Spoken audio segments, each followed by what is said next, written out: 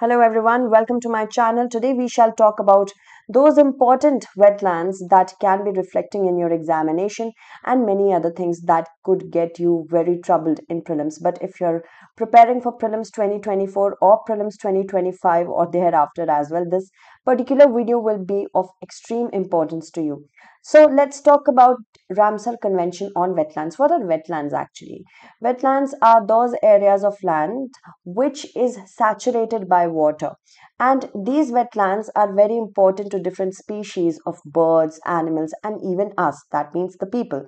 So any area that is saturated underwater, it provides a very beautiful ecosystem for the sustenance of life. What is Ramsar Convention? Ramsar Convention is actually an international treaty, and this was signed on 2nd of February in the year 1971 in the city of Ramsar, that is present in Iran. And remember that it is situated on the Caspian Sea. So this is an international treaty which wants conservation and sustainable use of wetlands.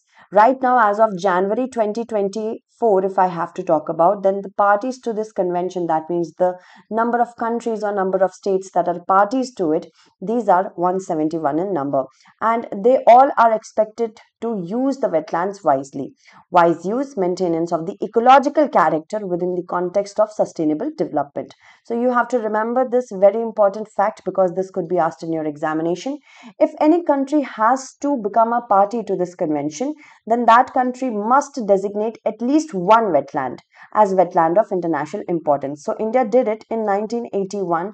We added two sites. One was Chilika, another was Keuladev. We are going to talk about those. And right now there are over 2400 Ramsar sites. That's a lot. So the first ever Ramsar site that was added in this convention list was the Cobourg Peninsula, and that was from Australia, of course, and this was in the year 1974. The maximum number of sites that any country possesses is the United Kingdom with 175, and thereafter we have Mexico with 142. Now, Bolivia has the largest area. You have to remember this. Bolivia is a country that has the largest area under Ramsar Wetland Convention. That means the number of wetlands may be bigger in United Kingdom, but area, when it comes to area, then it is Bolivia. Let's move on and talk about the 5 new Ramsar sites that were added recently in the year 2024. Earlier till 2023, India had 75 Ramsar important sites in India, and now we have 80 in number. 3 are from Karnataka and the remaining 2 are from Tamil Nadu. From Tamil Nadu, we have Karayavetti Bird Sanctuary, Longwood Shola Reserve Forest, Magadi Kere Conservation Reserve, and Anka Samudra Bird Conservation Reserve. And from Karnataka, we also have Aghanashini, and you have to remember because this could be asked. Match the following as a match the following, so you have to remember it. Now let's talk about these different sites on map. As you can see, here is Karayavetti Bird Sanctuary and Longwood Shola Reserve Forest. Then in Karnataka, we have Magadi Kere Conservation Reserve. Then we have Angasamudra Bird Conservation Reserve and the Aghnashini Estuary. So we are going to talk about that. So yes, first of all, I would like to tell you the state which has the most number of wetland sites is Tamil Nadu, with the number being 16. Later on, we have Uttar Pradesh, thereafter Odisha, Punjab, and the Union Territory of Jammu and Kashmir. When we talk about area, you have to remember the number is different from the area. So area would be West Bengal 4,355. Here, of course, how can we forget about Sundarbans, which are the largest wetland site, Ramsar wetland site in India. Thereafter, we have Odisha with 3,456. Then we have Kerala, Tamil Nadu, and thereafter we have Andhra Pradesh. The largest Ramsar site in India is the Sundarban wetland in West Bengal, and then we have Vembanath Kool wetland. Remember, this is the second largest Ramsar site in India because sometimes you have to remember the top 3. That is why I am telling you all the important ones. Then we have Chilika. Chilika is in the 3rd place from Odisha. Then Satkosha also is there. That is in Odisha, of course, and then Koleru Lake in Andhra Pradesh. Smallest ones include Renuka Lake is the smallest wetland site in India from Himachal Pradesh, then Vembanur Wetland Complex from Tamil Nadu. Then we have Vedanthangal, Bird Sanctuary from Tamil Nadu, and thereafter we have Nanda Lake from Goa, and then Udaya Marthandapuram Bird Sanctuary from Tamil Nadu. Now let's talk about Chilika Lake. Chilika Lake is very important to us from the perspective of beauty and also being a Ramsar site of importance. See, in 1981, Chilika Lake was designated the first Indian wetland of international importance under the Ramsar Convention, and the Nalibana Bird Sanctuary is also the core area of it. And it is located at the mouth of which river, you have to remember, because that could be asked. It is situated on the mouth of the Daya River. Now we have to remember that it is the largest coastal lagoon. That means a lagoon that is situated at the coast in India. Also, it is brackish water lagoon. That means it has salt water as well as fresh water, but salt is not too much as the oceans have. Then this particular lagoon is separated from the Bay of Bengal by a long sandy ridge. Moving on, the Irrawaddy dolphin, which is endangered in nature, is the flagship species of this particular lake, and Chilika has the only population of Irrawaddy dolphins in India. It was actually placed on the Montreal record in 1993 because it was degrading in nature. But in 2002, with the help of the development authorities, Chilika Development Authority, it was removed. So you have to remember, in 2002, it was removed as well. Moving on, let's talk about Kyoladev. It is actually a complex of 10 artificial seasonal marshes, and vegetation is very desert-like, that it is comprising of scrub and also open grassland. It was placed on the Montreal record in 1990. Remember why? Because there was water shortage and unbalanced grazing, but still it exists. I mean, it is still in the Montreal record. Moving on, let's talk about the other important sites, the Karaivetti, which was recently added. It is in the Ariyalur district of Tamil Nadu, and it is also an important bird area. Here it is, and it is a freshwater region. Large irrigation tank is there, which is located in the northern alluvial plains of the Kaveri River. Bar-headed goose, northern pintail, white stork, northern shoveler, osprey, and common sandpiper are found over here. Then we have Longwood Shola Reserve Forest. So if we talk about Longwood Shola Reserve Forest, it is the only urban natural Shola forest left in the Nilgiris. So you can expect one question from here. It is an ancient forest that has nutrient-rich soil formed over hundreds of years, and it is in the Kotagiri region.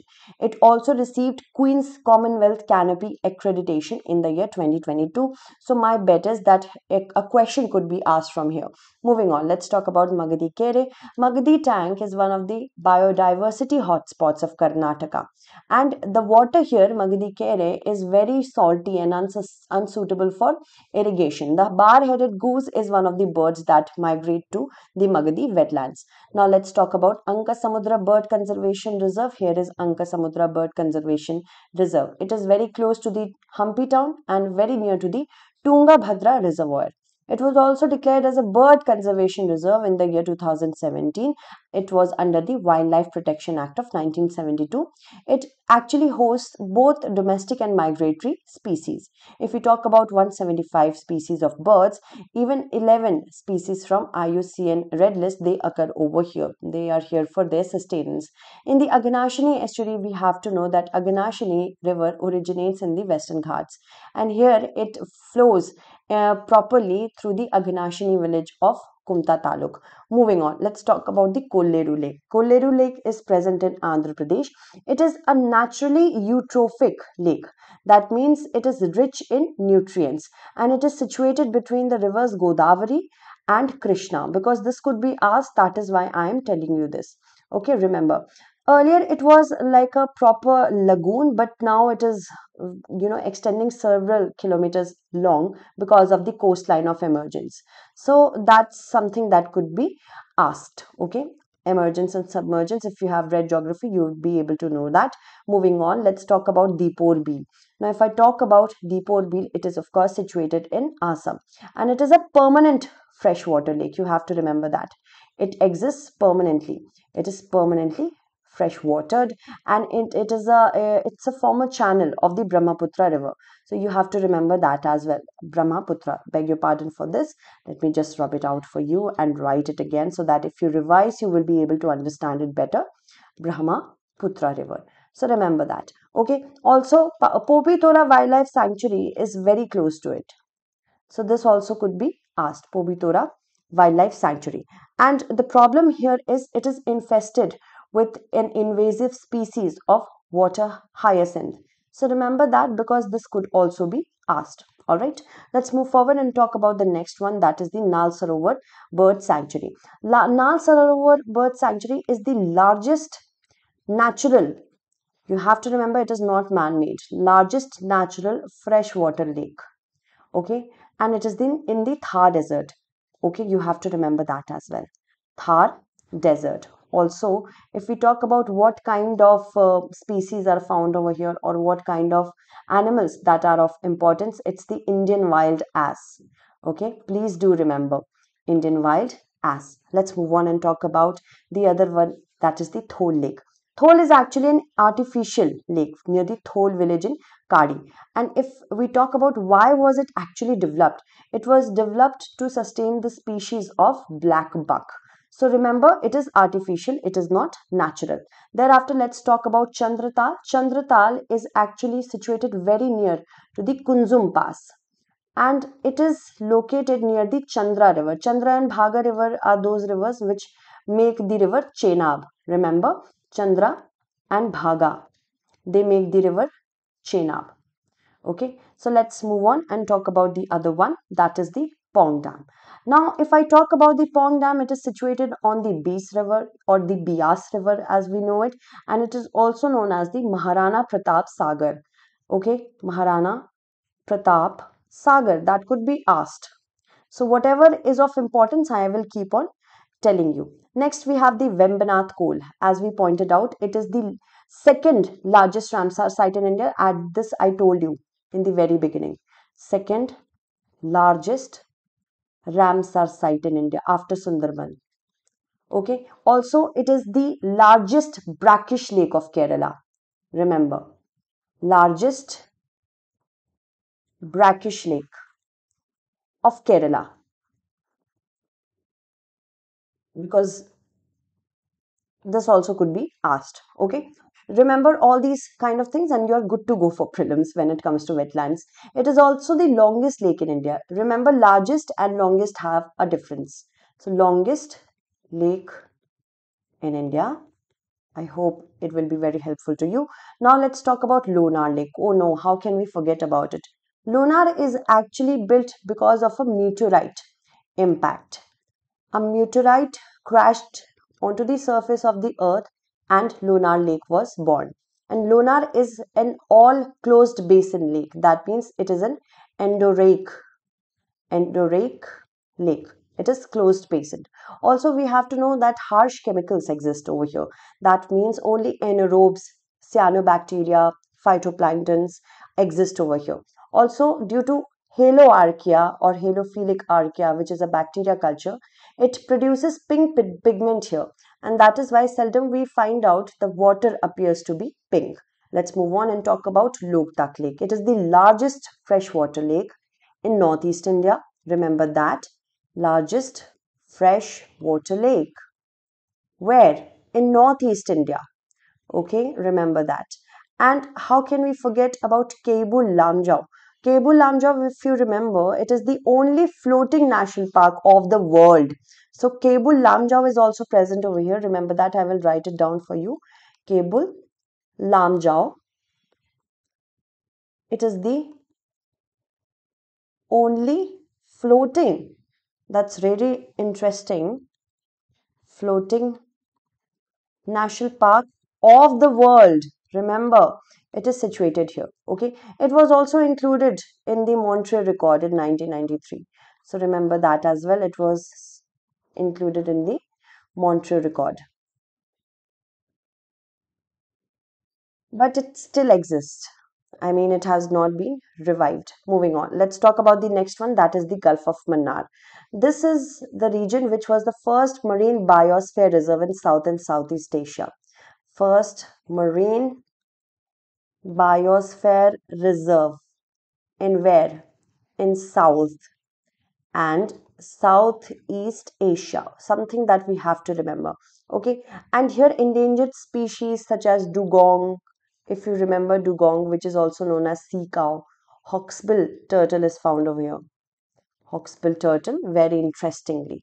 Now let's talk about the other one, that is Somoriri, which is a freshwater to brackish lake. Okay, so here is Somoriri, and it is to the south of the Pangong Tso River. If you remember Pangong Tso has been in the news since 2020 because of the Galwan clash. Okay, so it is to the south of the Pangong Tso. It is freshwater to brackish lake, which lies at 4,595 meters above the sea level. And the 400-year-old Korzok monastery near the lake attracts many tourists. Somoriri is the only breeding ground outside of China for black-necked cranes. You have to remember it.